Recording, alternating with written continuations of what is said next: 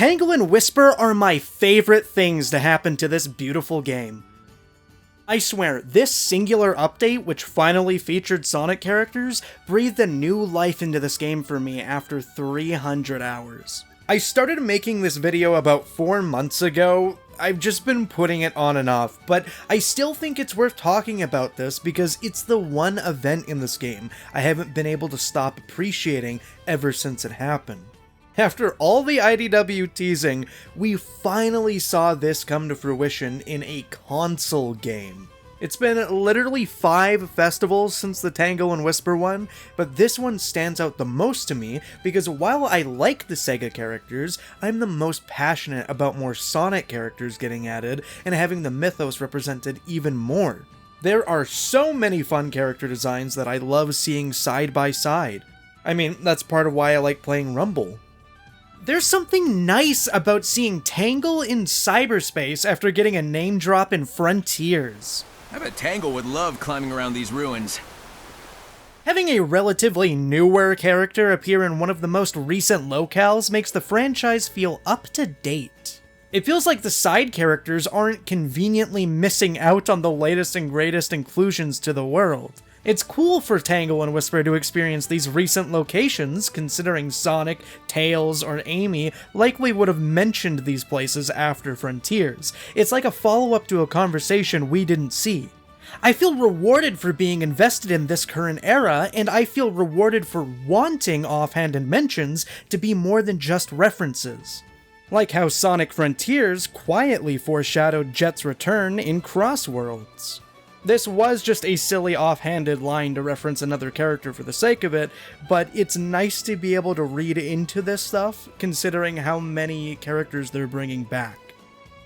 It's also cool to have brand new character designs in the main cast once more. Something about that feels like a return to form after so many experimental years with one-off characters like Chip and Infinite. We're getting something that will now be an addition to the franchise for the long haul. That shows confidence in these new concepts and these new writers, and it's extra cool because those writers have had personal investment in this franchise for, in some cases, over 10 years. I think it's also a testament to the creativity of Sonic's lore and writing, because a lot of these connections happen in post. These connections aren't necessarily planned before games are made. The creativity kind of has to come out of working with what you already have, and how they can fit in with each other. So, transitioning about 10 years of comic lore into a console game like this, so casually mind you, has been pretty entertaining to watch, especially as a knower. Conversely, it's also wicked to see these characters in locations they probably wouldn't be in. While they have fought the Zeti, they'd have no reason to be on the Lost Hex, let alone the post-game hidden world that not even Zaz and Zavok know about. What kind of place is this? I didn't know such a place existed in Lost Hex.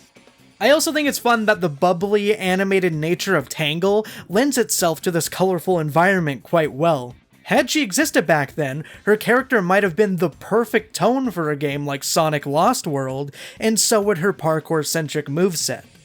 It's entertaining just how well these brand new characters can retroactively fit into other games. Even Whisper's theme song uses motifs from Forces.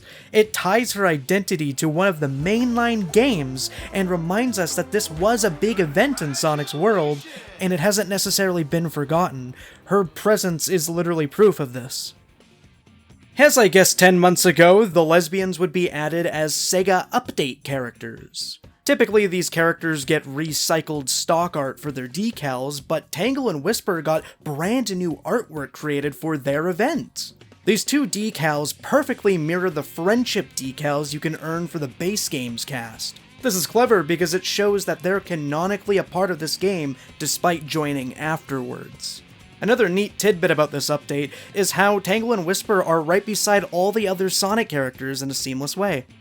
The rest of these decals are just stock pieces of art, but they're hand-drawn by Tyson Hess and Jennifer Hernandez. I don't have to get into why 2D art looks cool as hell, do I?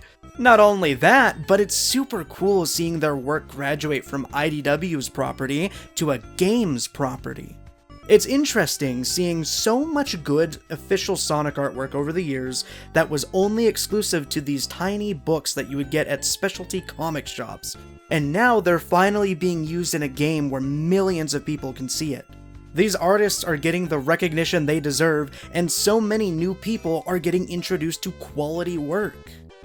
It's nice that Jewel is included here as well, despite being more of a background character recently in the comics. I enjoy that Whisper's presence brings some spotlights to the Wisps as well. Sure, they appear in Colorful Mall, and there are a lot of the items in this game, but I find that the Chow get a lot more mascot spotlight than the Wisps do, so this is a nice balance to it. I do like Chow more, but I think it's very creative that the Sonic universe has so many little guys. Seeing them next to each other is very cool. I appreciate that the Wisp horn emulates Sonic Colors' title screen, but I wish that they were animated like the Wisp items instead of just being PNGs. This is also one of the only horns in the game that's a direct Sonic reference, which makes me wish there was a bit more to it for customization's sake. The titles are beautiful. The friendship titles are okay, they use the characters' 3D renders, which is a bit hit or miss for me, and so is the text that's usually included in them. I noticed that the expensive titles are actually, way less cool than the first title you get. Royal Protector is nowhere near as chills as Guardian of the Soul Emeralds, are you kidding me?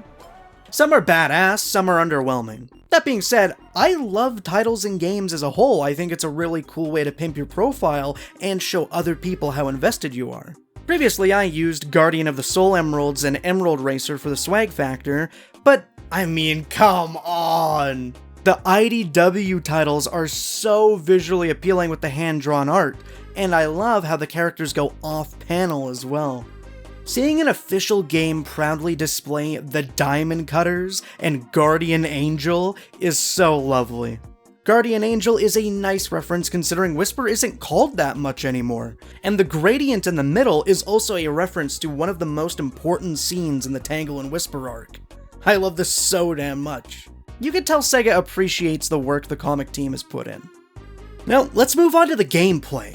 The only festival I've tried to play competitively was the Knights Festival, as they were beautifully crafted and they had fantastic game modes in their event. I managed to get top 1000, but it honestly wasn't that hard. I love festivals because when I'm bored of regular matches, it's really fun to get together with my friends and admire the new horns, characters, and cars, and of course, succeed together. It's helped me bond with friends I wasn't as close to before, and I love that. But above all else, it's really impressive just how much the festivals complement CrossWorlds game design in almost every aspect. I'm talking the tracks, the gadgets, shortcuts, branching paths, crossplay, vehicle customization, etc, etc. And let me explain why. Festivals pit 3 teams of 4 together with unique objectives separate from just placing well. This forces your team to commit to a variety of gadget setups and strategies throughout the event. I find myself experimenting and changing things out constantly, just as the developers intended, which is something I don't really do for World Match. World Match is still really fun, but it gets old a lot faster than the team-based coordination I get in festivals.